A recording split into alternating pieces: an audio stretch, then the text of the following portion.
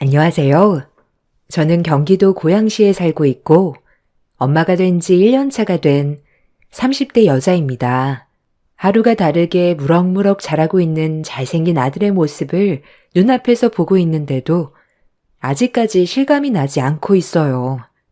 출산할 때의 고통은 벌써 잊어버린 지 오래고 제 뱃속에 있었던 아이가 맞는지 믿어지지가 않아 지금도 꿈을 꾸고 있는 것 같습니다. 이런 행복한 시간을 보내고 있는 제가 사연을 신청하게 된 이유는 제 아래로 동서 때문에 골치 썩을 일이 몇 개 있어서 고민 끝에 아이가 자고 있는 새벽 시간을 활용해 컴퓨터 앞에 앉았습니다. 몇 번이나 글을 썼다 지웠다 하면서 글을 써야 할지 말아야 할지 갈등을 한 건 동서가 여러분들께서 보시는 이 사연 채널의 애청자입니다. 저도 동서를 통해 알게 되었고 지금은 제가 동서보다 더 많이 시청하고 있는 것 같습니다. 아마 제가 올린 사연을 동서가 볼 테고 시청자분들께서 달아주시는 댓글에 앞으로 동서에게 많은 변화가 생겼으면 좋겠습니다. 제가 사연을 신청하기로 결심을 하게 된 결정적인 이유는 동서의 태도 때문입니다. 어느 정도 이해가 될 수 있을 만큼의 행동을 한다면 그냥 넘어갈 순 있겠지만 도가 지나칠 정도로 저를 상당히 불편하게 만들었어요. 저보다 시댁 집안의 며느리로 먼저 들어왔다는 이유로 제 머리 위에 군림하려는 행동들을 보였고 처음에는 좋게 넘어가려 했었지만 날이 갈수록 심해지는 동서의 잘못된 행동들이 결국 화를 자초하게 되었습니다. 시댁 식구들도 가만히 있는데 동서가 설쳐대니 기분이 정말 안 좋더라고요. 같은 동서지간이면 서로 의지하고 도와줘도 모자란데 본인의 이기적인 행동이 저를 화나게 만들었어요. 사건의 시작은 제가 임신을 하면서부터였습니다. 동서는 20대의 시동생과 결혼을 해서 아이들 둘 낳고 살아왔어요. 그동안 부족함 없이 잘 키워왔는지 애들한테 정성을 쏟은 게 눈에 보였죠. 그런 모습을 보니 좋아 보이기는 했지만 동서가 하는 행동들을 조카들이 그대로 따라하길래 그건 좀 아닌 것 같아 몇 번 동서한테 주의를 준 적이 있었습니다. 아니, 이게 왜 제 잘못이에요? 부모가 자식에게 원하는 거 해주는 건 당연한 거고 자식이 부모한테 원하는 걸 말하는 것도 당연한 거잖아요. 제가 해주고 싶어서 돈을 쓰겠다는 건데 왜 형님이 이런 것까지 참견을 하시는 건데요? 나이는 형님이 많아도 인생 선배는 저 아닌가요? 제가 애들을 10년 가까이 키웠는데 형님은 이제 막 임신 5주 차면서 저보고 애들 물질욕에 대해 뭐라고 하시는 건 상당히 기분이 나쁘네요. 형님이 식구로 들어오기 전엔 이런 걸로 지적한 사람 한 명도 없었어요. 동서가 나보다 애들을 낳고 먼저 키웠으니 그럼 더 잘 알 거 아니야. 이건 누가 봐도 동서의 행동이 잘못된 것 같은데? 동서의 행동 하나하나를 애들이 스펀지처럼 빨아들인다는 거 동서도 모르는 거 아니잖아. 나는 애들이 원하는 거 사주는 걸 뭐라고 하는 게 아니야. 방금 큰 조카가 가지고 싶은 장난감이 있는데 상품이 하나밖에 없었고 그 상품을 다른 사람이 먼저 사갔잖아. 그래서 매장 직원이 매진이라고 상황 설명을 했는데 방금 조카가 어떤 행동을 보였어? 10살밖에 안 된 머리에 피도 안 마른 애가 직원의 정강이를 발로 걷어차면서 안 되는 게 어디 있냐고 당장 자기 앞에 장난감 가져오라고 소리를 질렀잖아. 요즘 애들은 빨리 성숙해지고 두뇌 회전도 빠르기 때문에 동서가 어떤 식으로 행동하는지 전부 다 지켜보고 있다고. 저번에 가족들끼리 여행 갔을 때 마트에서 매진 상품이 동서 앞에서 딱 떨어졌을 때 어떻게 했어? 방금 조카가 한 것처럼 똑같이 행동했잖아. 그때 정강이를 걷어차인 매장 직원이 창고에 들어가서 다음날 팔아야 될 물건을 가지고 나와서 동서한테 주지 않았어? 그때 경찰에 소송을 건다면서 매장 사장님이 뛰쳐나와 한바탕 했었지? 그 모습을 애들이 뒤에서 모두 지켜봐왔던 거고 진열되어 있던 장난감이 매진이 되니까 동서가 마트에서 보였던 기억을 떠올리고 똑같이 행동을 저지른 거잖아. 나는 이 점에 대해 조카한테 잘못된 행동이라고 얘기한 건데 애들 엄마인 동서가 잘못을 인지하지 못하고 되레 애들한테 잘했다고 하는 게 옳은 행동이야? 육아 선배라고 해서 모든 걸 현명하게 잘 대처할 수 있는 것도 아니고 방금 애들이 보인 잘못된 행동은 누가 봐도 알 수 있는데 동서는 자기 자식이니까 편을 들어주고 두둔한 거잖아. 애들한테 옳고 그름을 일깨워주지 않는다면 그건 부모로서의 자격이 없는 거지. 나는 동서가 잘못된 점은 바로 잡아줬으면 좋겠어. 동서는 제 말에 어이가 없다는 듯 혀를 차며 노려보더니 애들을 데리고 장난감 매장을 급하게 빠져나갔어요. 저는 큰 조카에게 정강이를 걷어차인 매장 직원에게 대신 사과를 드렸고 매장 직원은 다행히 상황을 크게 악화시키지 않았습니다. 웃어 넘겨주셨지만 어느 누구라도 그 입장이었으면 기분이 상당히 안 좋았을 겁니다.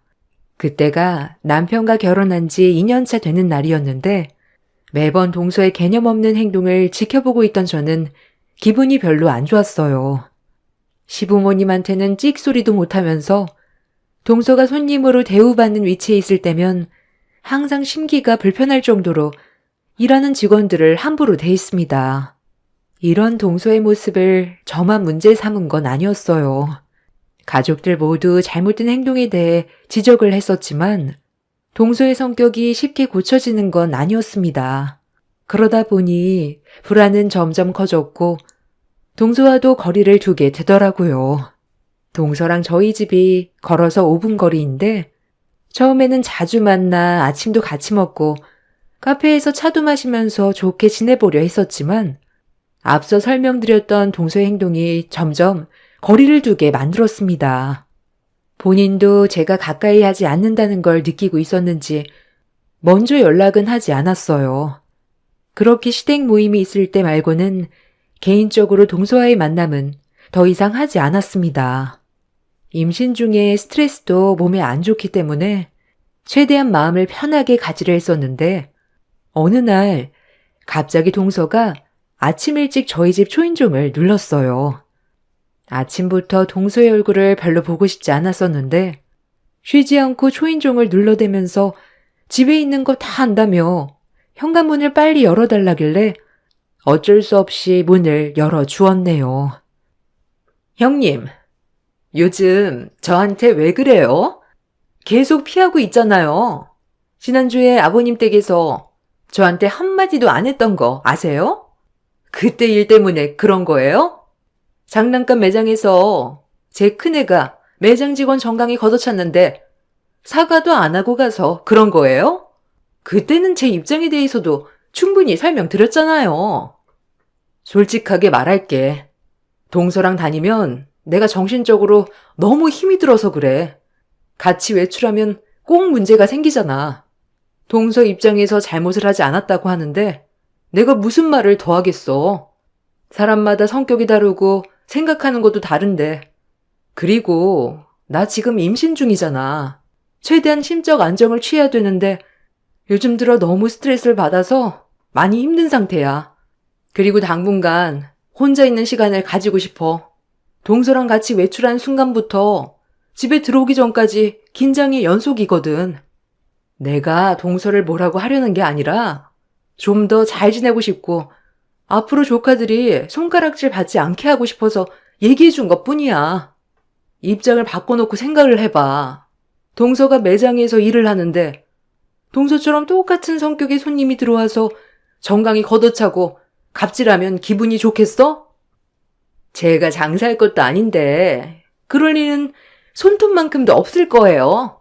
그러니까 형님 말은 제 행동이 마음에 들지 않아서 당분간 거리를 두겠다는 거네요.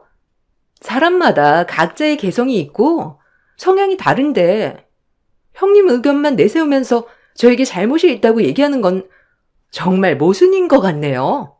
그 매장 직원도 잘못을 한 거죠. 잘 나가는 물건이면 당연히 재고를 더 많이 비축해둬야 되는 거 아니에요? 매장을 운영하는 사람들이면 그런 거 하나 일 처리를 똑바로 하지 못해서 큰애가 눈물을 흘렸는데 화가 안 나겠어요? 결국 다른 마트 가서 구매했어요. 기분 좋게 들어갔다가 기분 안 좋게 나왔는데 화가 나는 건 당연한 거죠. 동서는 제가 평소와는 많이 달라졌다고 느끼고 있었는지 집에까지 찾아와서 불만을 털어놨어요. 그래서 잘못된 점에 대해 지적을 해줬지만 동서는 제 말을 받아들이려 하지 않았어요. 어차피 말도 안 통하고 인정도 하지 않는데 무슨 말을 더 하겠어요. 그래서 동서에게 나중에 다시 얘기하자면서 집으로 돌려보냈습니다. 이해할 수 없고 어이가 없다는 표정으로 저를 노려보면서 아무 말도 하지 못한 동서는 기분이 상당히 안 좋았는지 현관문을 발로 세차게 한번 걷어찬 뒤 집으로 돌아갔습니다. 동서의 행동에 기분이 안 좋았지만 이를 키우고 싶지도 않았고 대화도 안 통하는 사람 붙잡고 말싸움하고 싶지도 않았어요. 그리고 그날 시모에게 전화를 걸어 출산하기 전까지는 시댁에서 모이는 걸 자제하는 게 좋을 것 같다며 제가 여러 가지로 많이 힘들다는 걸 시모에게 설명을 드렸습니다. 시모는 제 사정을 이해해 주셨고 그날 이후 시부모님이 개인적으로 저희 집에 오셔서 잠깐 얼굴만 뵙고 돌아가는 식으로 상황을 바꾸었습니다. 제가 동서 때문에 힘들어하는 걸 가족 모두가 알고 있었지만 상황이 바뀌지 않는 것도 알고 있었던 터라 동서 때문에 시부모님이 먼 길을 오게 되는 고생을 하셨네요. 재수 씨는 날이 가면 갈수록 사람이 점점 난폭해지는 것 같냐? 지금 집안 분위기를 좀 봐. 이게 맞는 거야? 부모님이 우리 집에 오는 게 맞는 거냐고. 재수 씨가 행실만 똑바로 했다면 이런 일은 일어나지 않았겠지. 너도 불편한 건 사실이잖아? 언제까지 이렇게 살아갈 건데? 네가 확실하게 얘기 좀 해봐. 아, 왜 나한테 그러는 건데? 나도 몇 번이나 얘기를 해봤지만 고쳐지지 않는 걸 어떻게 하라는 거야. 그리고 우리는 지금까지 결혼 생활 해오면서 이런 걸로 문제가 된다고 생각해 본 적 없었는데 형수님이 너무 예민하게 받아들이니까 문제가 커지는 거잖아. 형이 결혼하기 전에 이런 말 나온 적 있었어? 그동안 없었잖아. 왜 이제 와서 내 와이프 행동에 대해 지적을 하는 건데? 형수님이 한 식구로 들어오고 나서부터 뭐만 하면 트집을 잡고 있잖아. 큰며느리가 새 식구로 들어오기 전에도 내가 몇 번 얘기를 했었다. 그런데 알겠다고만 하지 달라지는 건 크게 없어서 계속 얘기해봤자 기분만 상할 것 같아. 엄마도 더 이상 말을 하지 않았을 뿐이란다. 이 문제는 우리가 백날 얘기해봤자 달라지는 거 없고 네가 편을 들어주는 게 아니라 잘못된 행동에 대해 바로 잡아줘야 되는 거다. 그래야 서로 얼굴을 붉히지 않고 좋은 관계를 계속 유지해 나갈 텐데 작은 애는 무슨 말을 해도 듣는 둥 마는 둥 방귀로 흘려버리니 우리도 계속 얘기하는 게 힘 빠지게 되는 거야. 모두가 아니라고 하는데 계속 편을 들어준다고 관계가 좋아지겠니? 너도 충분히 느끼고 있잖아. 처음엔 동서의 편을 들어주던 시동생이 모두가 동서의 행동에 대해서 지적을 하기 시작하자 더는 아무런 대답도 하지 못했어요. 시동생 본인도 동서의 행동에 대해 문제가 있다고 생각을 하고 있는 듯 보였습니다. 그렇게 한참 동안 대화를 주고받은 뒤 시동생은 가족들의 부탁으로 동서의 문제점에 대해 해결을 하기로 결정을 내리게 되었어요. 저희는 최대한 좋은 관계로 만들어가고 싶었을 뿐이지 동서를 싫어하는 건 아니었어요. 한 가족으로서 서로가 조심하고 잘 지내면 그것만큼 좋은 건 없잖아요. 그래서 시동생에게 저희 입장에 대해 다시 얘기했고 집으로 돌아간 시동생이 좋은 소식을 들려주길 바라면서 시부모님과 한참 동안 대화를 이어나가고 있었는데 먼저 집으로 돌아간 시동생이 1시간쯤 시간이 흘렀을 때 다시 저희 집으로 돌아왔어요. 그리고 그 뒤를 동서도 따라왔죠. 저한테 불만이 있으면 이 사람한테 시키지 말고 저한테 직접 얘기하면 되잖아요. 아니 왜 이 일을 통해서 제 기분을 안 좋게 만드세요? 하고 싶은 말 있으면 직접 하시라고요. 제가 도대체 뭘 얼마나 잘못을 했다고 다들 저를 싸잡아 죄인 취급을 하는 건데요? 직접적으로 피해를 준 것도 없잖아요. 네가 행실이 똑바로였으면 이렇게까지 했겠니? 그리고 네가 어른들이 하는 말에 귀를 기울였다면 돌려서 얘기하지도 않았을 거다. 무슨 말만 하면 기분 나빠하긴 하지. 좋게 받아들인 적이 있기나 하니? 여기까지 오는데 무슨 생각으로 왔는지 한번 드러나 보자. 싸우려고 온 건 아닐 거 아니야. 제가 여기까지 오는데 그럼 생각 없이 왔겠어요? 오늘 확실하게 얘기하는데요. 더 이상 저희 가정사에 참견하지 마세요. 어떻게 살던 잘만 살면 되잖아요? 남이 저희 가족을 어떻게 생각하던 그게 무슨 상관이에요? 저는 성격대로 행동할 거고 이런 제가 불편하시면 얼굴 안 보고 살면 그만이잖아요. 이 말 하려고 왔어요. 제 성격 절대 못 고치고 고칠 의지도 없어요. 그러니 이런 제가 싫다면 다들 저랑 연 끊고 살면 될 것 같네요. 다들 어떻게 하실래요? 있는 그대로의 모습을 받아들이고 사시던지 아니면 연 끊고 살던지 결정하세요. 남들이 어떻게 생각하던 그게 뭐가 중요해요. 저희 가족이 피해 안 보는 게 우선이라고요. 동서는 어머님이 무슨 뜻으로 말씀하시는지 전혀 이해를 못하고 있는 것 같은데 이 세상이 동서를 중심으로 돌아가는 것 같아? 동서가 뭘 잘못했는지 이해도 하지 않으려고 어른들의 말을 받아들이지 않으려 한다면 저는 가족이 아니라는 말밖엔 해줄 수가 없네. 어차피 연 끊을 생각이었다며 아버님 어머님 앞에서 지금 협박하는 거야? 매번 좋게 얘기하니까 어른들이 우스워? 동서가 그동안 얼마나 잘난 인생을 살아왔는지 모르겠지만 더는 가족의 분열을 조성하지 말고 여기까지만 해. 동서가 오기 전에 이미 아버님 어머님이랑 충분한 대화를 나누고 있었어. 우리는 동서가 서방님의 말을 듣고 올 거라고 예상하고 있었거든. 그리고 우리의 말대로 좋게 받아들이지도 않았지.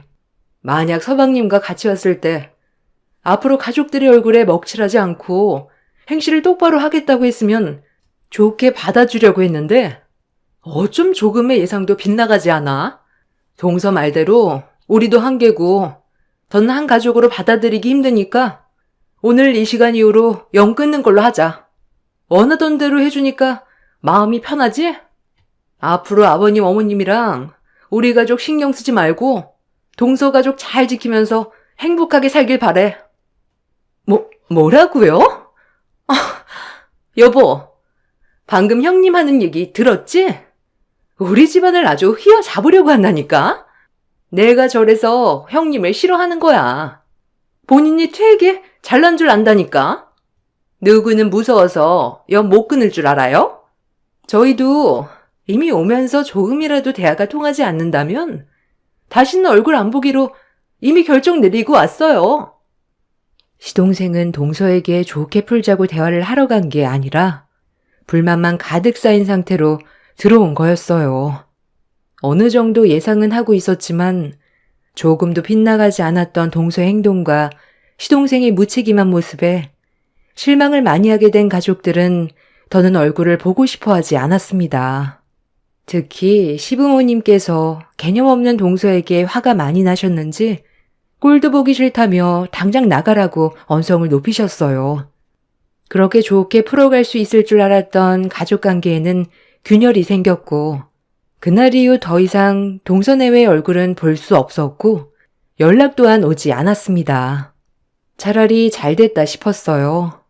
그동안 받았던 스트레스도 많았었고 임신 중이었기 때문에 차라리 동서가 제 앞에 나타나지 않는 게 심적으로 안정을 취할 수 있었으니까요. 그렇게 서로 연락을 하지 않고 지낸 지 어느덧 9개월이나 시간이 흘러버렸고 만삭이 되어 출산이 임박했을 때쯤 동서에게 갑자기 연락이 왔어요.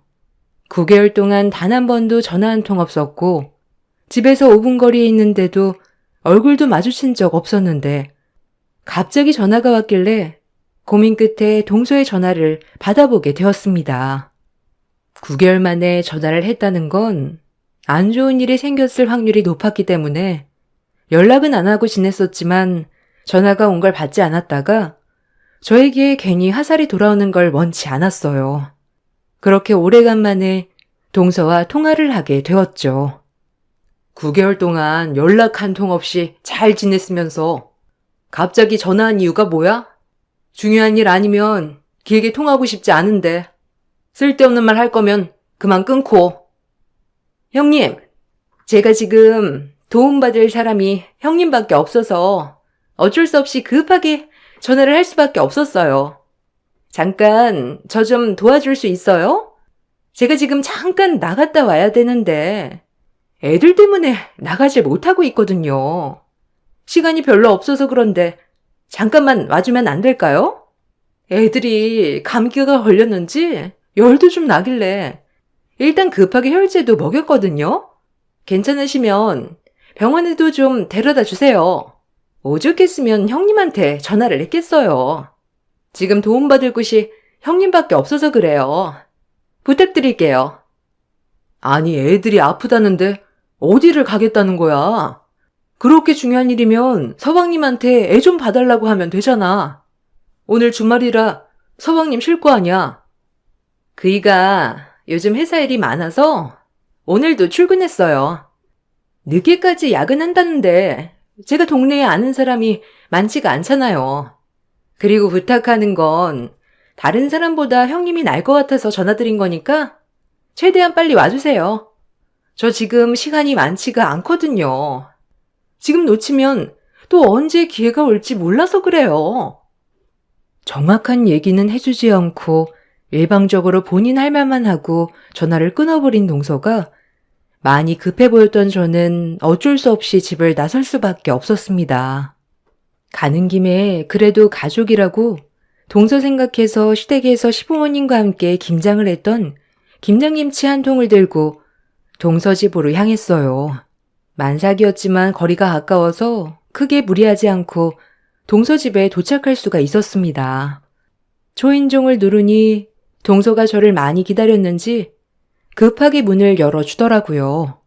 그래서 집 안으로 들어갔는데 조카들이 기침을 하면서 힘들어하길래 서둘러 병원 갈 준비부터 했어요.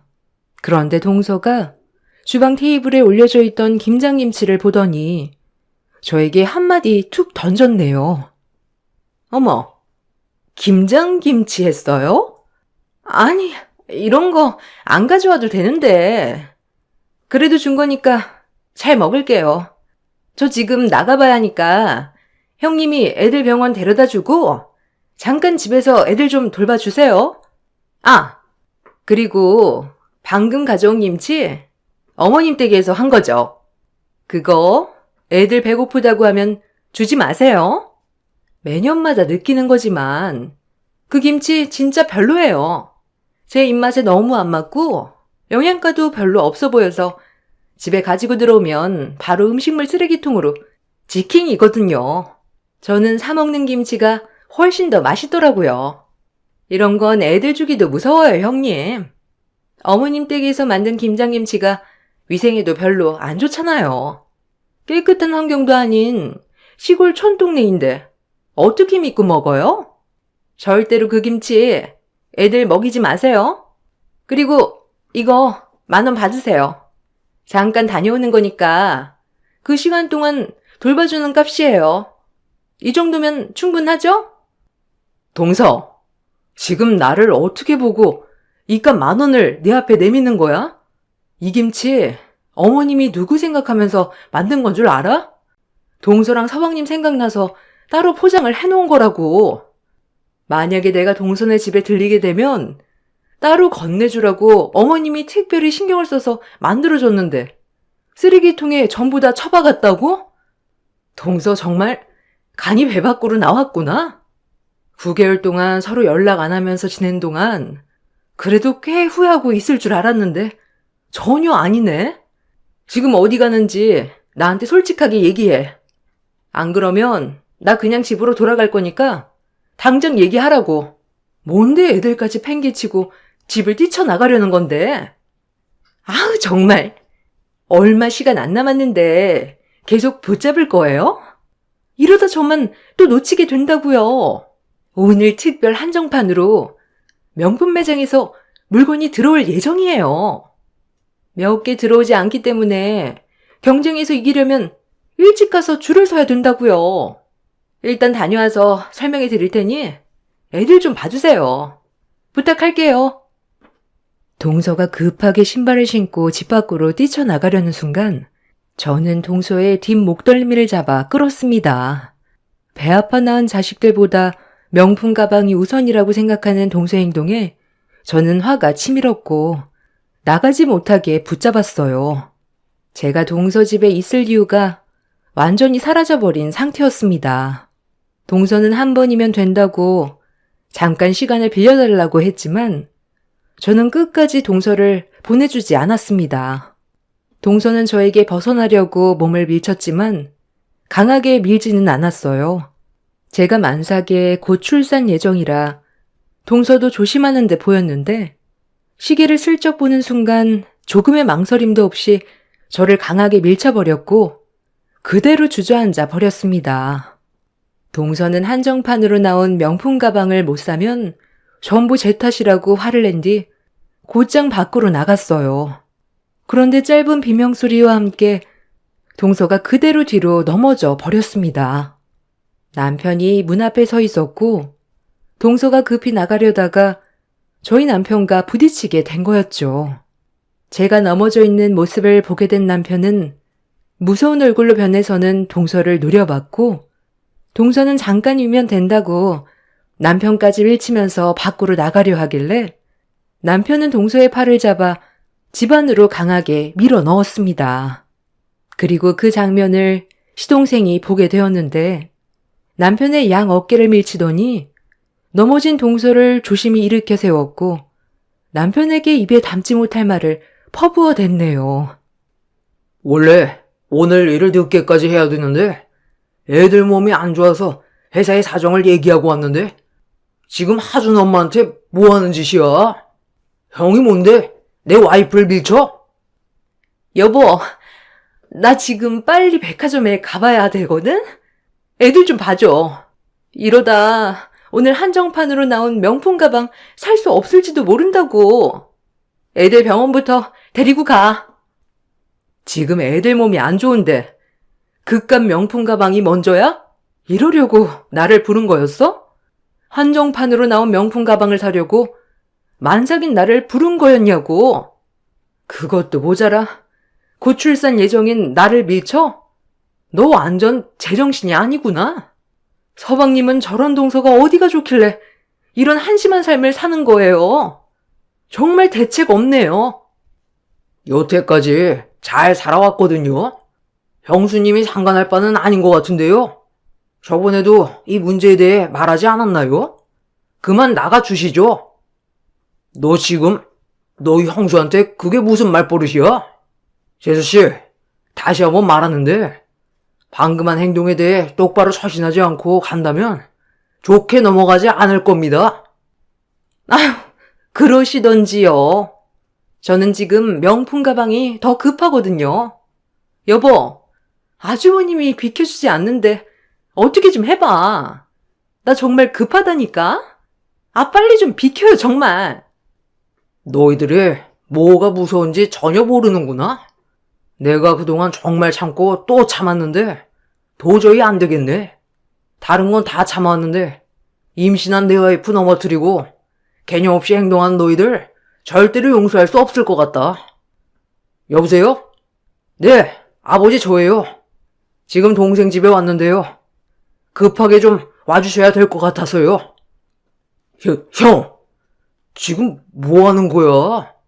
별것도 아닌 일 가지고 아버지한테 얘기하면 내 입장이 뭐가 돼? 나랑 정말 끝까지 해보자는 거야? 당장 전화해서 오지 말라고 다시 말씀드려. 자식들 내팽개치고 명품 가방을 우선순위로 생각하는 재수씨도 문제고 너도 아버지 밑에서 감사한 줄 모르고 대충 일하면서 돈 받아가는 거 더 이상 나도 못 참겠다. 들리는 얘기가 얼마나 많은 줄 알아? 너 회사에서 일 개판으로 한다며? 아버지가 우리 회사를 어떻게 키웠는지 몰라서 그래?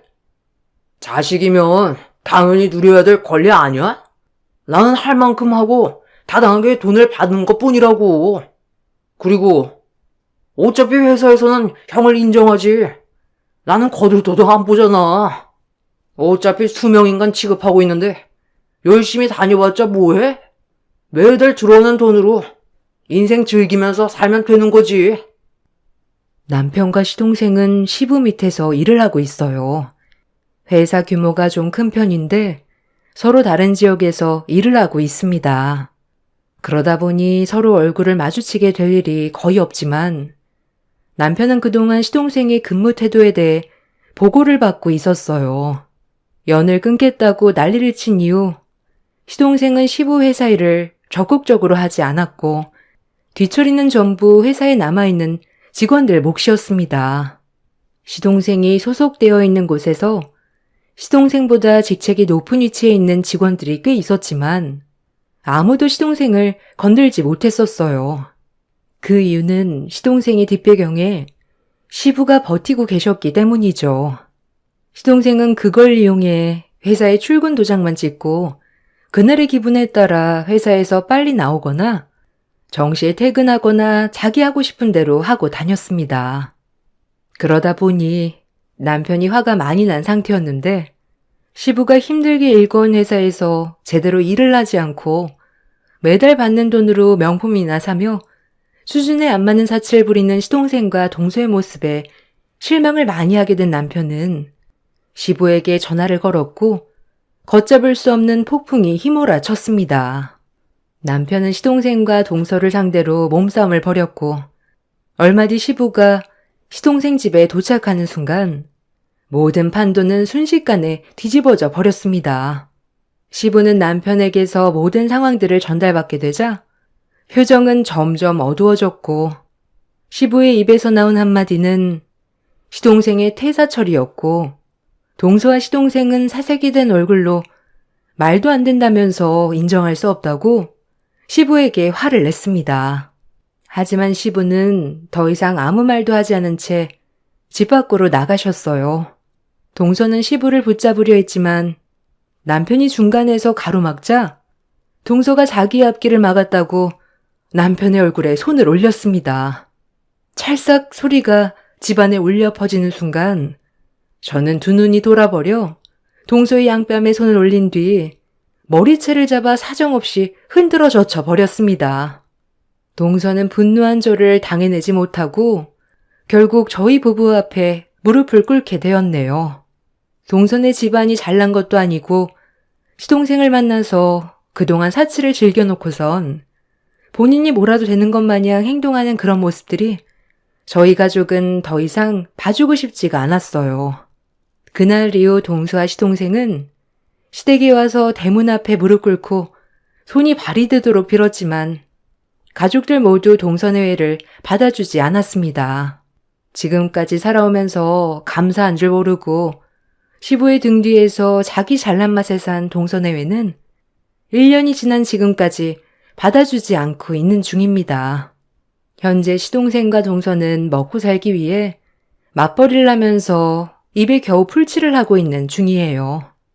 그동안의 사치에 밀려있는 카드값 때문에 생활고에 시달려 비싼 외제차까지 처분하고 좀 더 적은 평수로 이사까지 가게 되었네요. 시부와 남편은 1년 가지고는 절대로 정신 차리지 못할 거라며 최소 5년은 두고 봐야 한다고 동서내외를 묵묵히 지켜보고 있습니다. 주택 건설 사업을 하고 계신 시부가 여러 지역의 회사를 키우고 있는 중인 중요한 시점에 시동생이 묻히기만 행동에 마음의 상처를 많이 받으신 듯 합니다. 시동생과 동서가 하루빨리 정신 차리고 제발 인간답게 살았으면 좋겠습니다. 동서가 제가 올린 사연을 시청하게 될 텐데 인생 선배님들께서 따끔한 조언 아낌없이 풀어주셨으면 좋겠습니다. 정신없이 제 사연을 풀어내다 보니 창밖에 한방눈이 내리고 있었네요. 출퇴근길 안전 운전하시고 올해 마지막 달인 12월 잘 마무리하시길 바라겠습니다. 감사합니다. 시작이 있으면 끝도 있다고 누구나 한 번쯤은 겪어야 되는 아픔인 건 알지만 멀게만 느껴졌던 그날이 저에게도 다가오게 되었습니다. 소중한 사람이 제 곁을 떠나버린 아픔을 겪었는데도 이 세상은 조금의 변화도 없네요. 저 또한 지금은 아무렇지도 않은 듯 애써 아픈 감정을 숨기고 출근을 하기 위해 지하철에 몸을 싣고 각자의 사연을 짊어지고 하루를 시작하는 많은 사람들의 틈에 껴서 매번 해오던 똑같은 일상을 보내고 있습니다. 시간이 흐를수록 제가 겪었던 아픔 또한 조금씩 무뎌지겠죠. 안녕하세요. 저는 대구에 살고 있는 30대 여자입니다. 지금은 이혼을 했지만 얼마 전까지만 해도 법적으로 부부 관계였던 남편과 3년의 결혼 생활을 유지해 왔었습니다.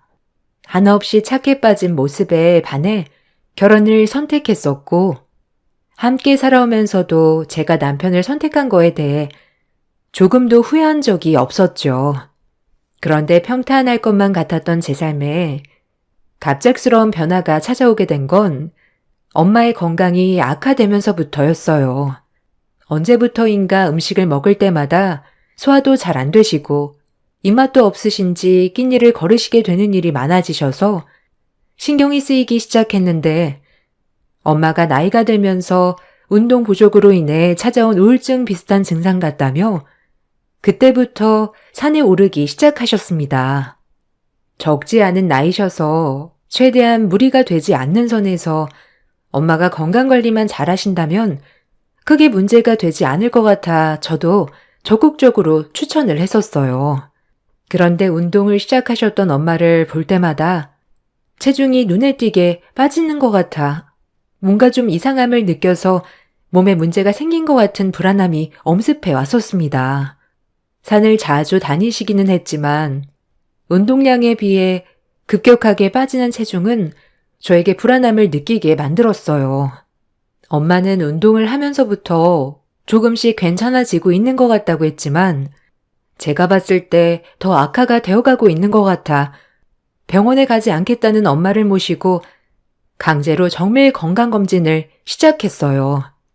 그런데 불안했던 마음은 조금도 빗나가지 않았고 엄마는 이미 손을 쓰기에도 힘들 정도로 상태가 많이 안 좋았었어요. 의사의 입에서 나온 말은 위암 4기 판정이었습니다. 엄마와 저는 예상치 못했던 진단 결과에 서로 바라만 볼 뿐 무슨 말을 해야 될지 모르겠더라고요.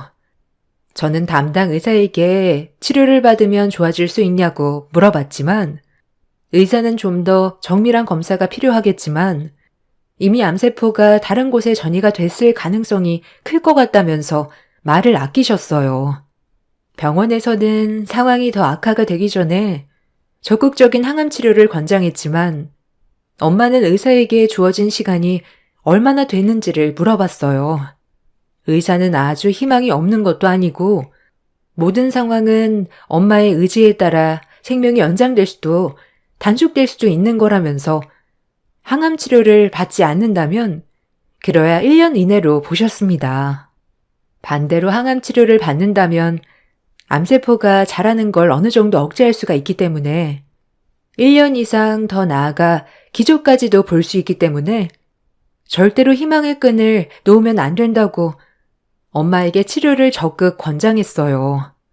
저 또한 상황이 더 악화되기 전에 서둘러 입원 수속을 받기 위해 도와드리려고 했는데 엄마에게 충격적인 말을 듣게 되었습니다. 엄마, 지금 제정신이야? 치료를 받지 않겠다는 게 말이 돼? 엄마는 나만 놔두고 떠날 자신 있어? 기적이 있을 수도 있다잖아. 서둘러 입원 절차 밟으면 살 수도 있다는 말인데 무슨 생각으로 그런 결정을 내린 거야? 나는 아직 엄마를 떠나보낼 마음의 준비가 전혀 되어 있지 않으니까 치료받지 않겠다는 말은 하지 마. 기적이라는 말이 무슨 뜻인지 모르니? 내가 살 수 있는 확률이 희박하다는 얘기잖아. 엄마는 그런 기적 따위 내 남은 시간을 병원에서만 지내고 싶지 않다. 그 기적을 바라보고 남은 시간을 병원에서 보내다 기력까지 전부 떨어져서 아무것도 하지 못한 채 눈을 감게 되면 엄마가 편히 떠날 수 있을 것 같니? 앞으로 엄마에게 남은 시간 가치 있게 쓰고 싶어. 그러니 너도 엄마의 결정에 존중해줬으면 좋겠다. 서로가 바빠 함께한 시간도 적은데 우리 여행이나 가자. 제가 병원에서 엄마를 붙들고 애원을 했지만 결국 항암 치료받는 걸 단호하게 거절을 하셨고 앞으로 필요하게 될 약만 처방을 받으셨습니다. 그리고 엄마에게 주어진 시간을 가치 있게 사용하기 위해 바쁘게 움직이셨습니다. 그런 모습을 지켜볼 수밖에 없다는 게 너무 마음이 아팠지만 엄마의 생각을 존중해 줄 수밖에 없었어요.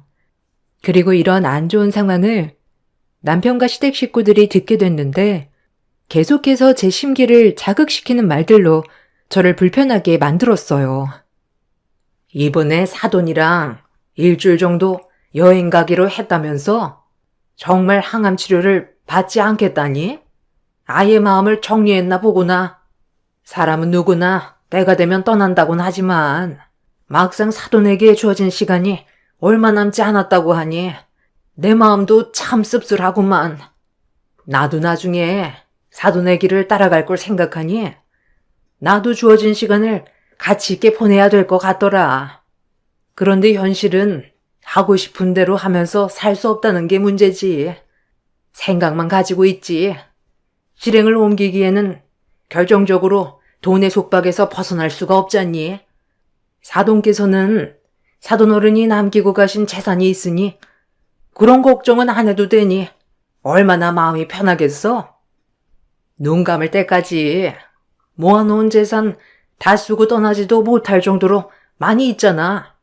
건물 임대료만 받아먹어도 그게 얼마니?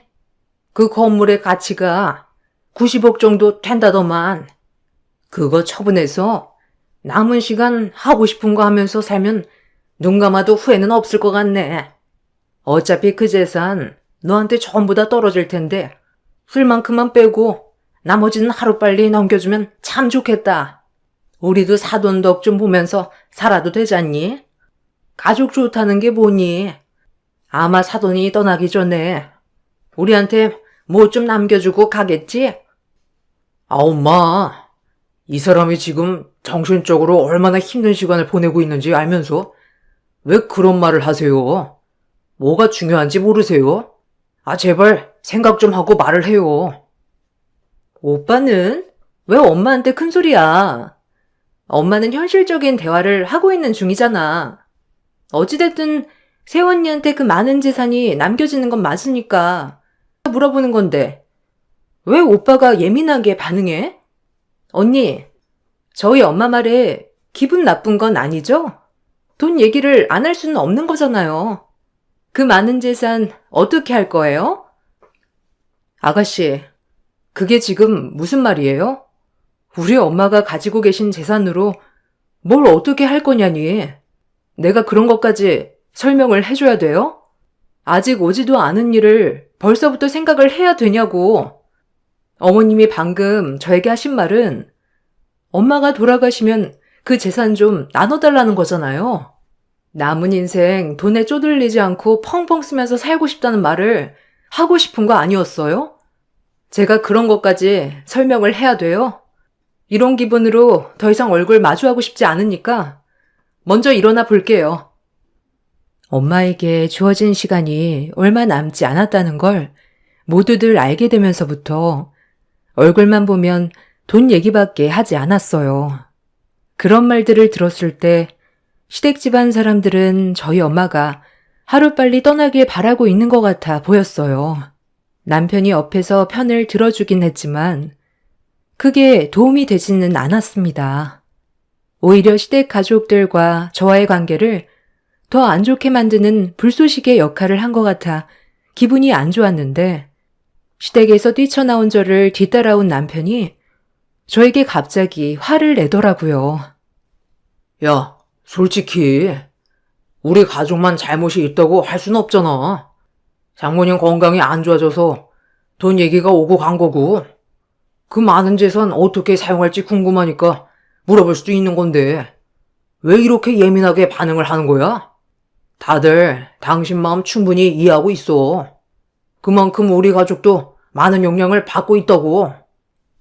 아, 그래서 엄마가 떠나시고 남기신 재산을 어떻게 쓸지 그런 고민을 벌써부터 하고 있었던 거야? 내 마음을 충분히 이해해주는 사람들이었으면 돈 얘기는 입 밖으로 꺼내지도 않았겠지. 우리 엄마 아직 건강하시고 멀쩡해. 그리고 당신 집안에는 땡전 한 푼 들어가지 않을 거니까 김칫국 좀 그만 마시라고 해. 엄마가 위암 사기 판정 진단을 받았을 때부터 시모는 얼굴만 보면 엄마가 소유하고 있는 건물을 어떻게 할 건지 매번 물어봤어요.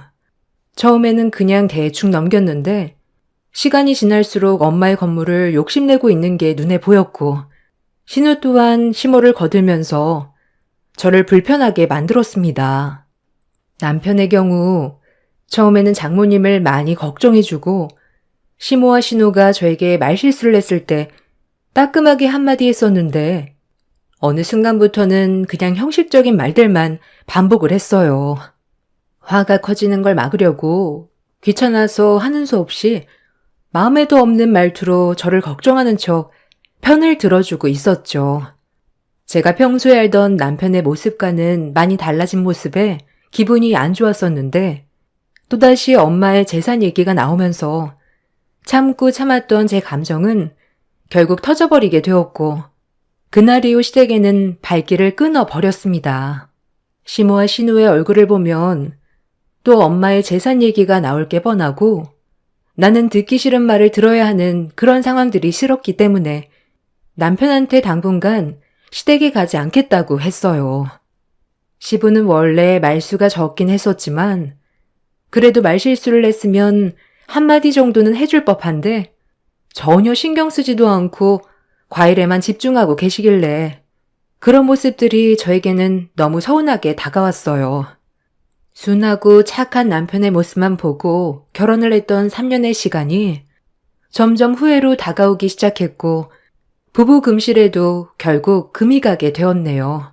시댁에서 안 좋은 말들을 주고받고 난 이후 저희 부부는 각방을 사용했고 그런 관계가 지속되는 생활이 답답해서 당분간 엄마 집에서 지내겠다는 메모 한 장 남겨두고 간단히 짐을 챙겨 집을 나왔습니다. 남편은 분명 메모를 확인했을 텐데도 저에게 어떠한 연락도 주지 않았어요. 엄마 하나 신경 쓰는 것도 벅찬데 남편까지 저를 힘들게 하니 제 속은 말이 아니었죠. 그렇게 남편과 시댁 식구들의 연락을 전부 차단한 뒤 한 달 정도의 시간이 흘렀을 때 엄마와 저녁을 함께 하기 위해 음식 준비를 하고 있었는데 갑자기 초인종이 울렸어요. 아무 생각 없이 인터폰을 확인해 보니 남편이 얼굴을 비추고 있길래 현관문을 열어 그동안 연락 한 통도 없었으면서 갑자기 찾아온 이유를 기분 나쁜 표정으로 물어봤어요. 남편은 들어가서 얘기 좀 해야 될 것 같다며 제가 허락하지도 않았는데 무작정 들어오더니 거실 소파에 앉아있는 엄마한테 불만을 털어놓기 시작했습니다. 내가 왜 그동안 너한테 연락을 안 했는지 알아? 나도 너랑 지금까지 살면서 정말 많은 배려를 해줬다고 생각했는데 정작 너는 우리 가족의 실수를 조금도 용납하지 않는다는 거야. 그래서 나도 기분이 너무 안 좋아져서 대화 자체를 하고 싶지가 않더라고. 장모님 건강이 안 좋은 건 사실이니까 자연스럽게 재산 얘기가 나올 수 있는 건데 이렇게까지 예민하게 반응할 필요 있을까? 장모님, 제 말이 틀렸어요? 장모님이 돌아가시면 이 사람이 의지할 사람이 누구겠어요? 저희 가족들밖에 없잖아요. 그래서 앞으로 그 많은 재산을 어떻게 하면 좋을지 의논 정도는 해볼 수 있는 거 아니겠어요? 의논? 그게 무슨 의논이야. 당신 식구들의 일방적인 생각 아니었어? 우리 엄마가 하루빨리 이 세상 사람이 아니길 바라는 사람처럼 행동했으면서 왜 내 탓으로만 돌리는 건데? 당신 집안 식구들의 생각만 얘기하려고 한 달 만에 나타난 거면 그냥 돌아가. 이런 식으로 얘기하는데 무슨 말이 더 필요하겠어? 장모님, 말씀 좀 해보세요. 저희 가족이 잘못된 것 같아요? 아니면 이 사람이 잘못된 겁니까? 장모님도 저희가 걱정해 주는 게 연락까지 끊을 정도로 문제가 있는 것 같아요? 그럼 당신은 앞으로 어떻게 할 생각인데? 아예 집에는 들어오지 않을 생각이야? 계속 이런 식으로 살 순 없잖아. 그럼 처음부터 잘하던가. 내 기분은 애초부터 안중에도 없었으면서 이제 와서 이러는 이유가 뭐야?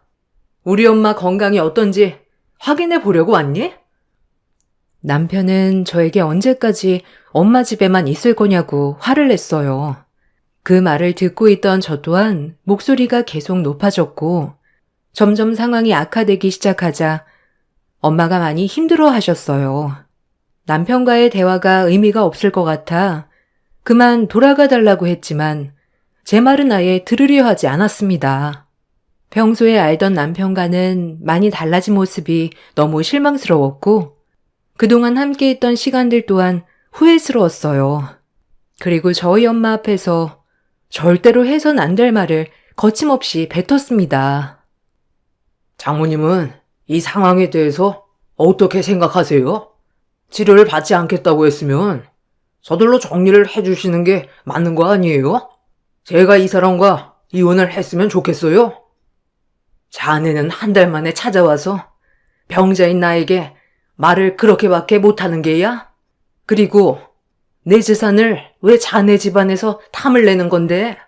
내 딸이 얼마나 실망스러웠으면 내 집에서 한 달이 넘는 시간 동안 있었겠나? 정신머리를 고쳐먹지 않는데 뭘 달라는 거야? 당장 내 집에서 나가주게. 전에 우리 가족에게 보였던 자네 집안 식구들 모두의 태도가 가식적인 모습이었다는 걸 내 몸이 안 좋아지면서 확실하게 알 수 있었던 것 같네. 차라리 우리 딸의 인생을 망치는 존재들이라면 이혼하고 내 딸이 원하는 삶을 살게 하는 게 훨씬 좋은 선택 아니겠나? 썩 내 앞에서 꺼지고 다시는 나타나지 말게. 정아 너도 저놈과 그만 끝내거라. 들었지? 나 또한 너랑은 그만 끝내는 게 좋을 것 같아. 어떻게 된 게 우리 엄마의 건강이 안 좋아지기 시작하면서부터 돈 얘기밖에 안 하는 거야? 할 말이 그렇게 없어? 다들 우리 엄마 재산만 눈독 들이고 있는데 어떻게 좋은 말이 나갈 수가 있겠어. 우리 엄마 재산에 눈독 들이는 너희 집안 꼴도 보기 싫어. 저는 남편과 더 이상의 대화를 이어나가고 싶지 않아 강제로 집 밖으로 내쫓아 버렸어요. 밖으로 내보내는 동안 저는 처음으로 남편과 몸싸움을 벌였어요. 한참 동안 실랑이를 벌이다가 문을 닫지 못하게 끝까지 붙들면서 대화를 하자고 했지만 어떠한 말조차도 섞고 싶지가 않았습니다.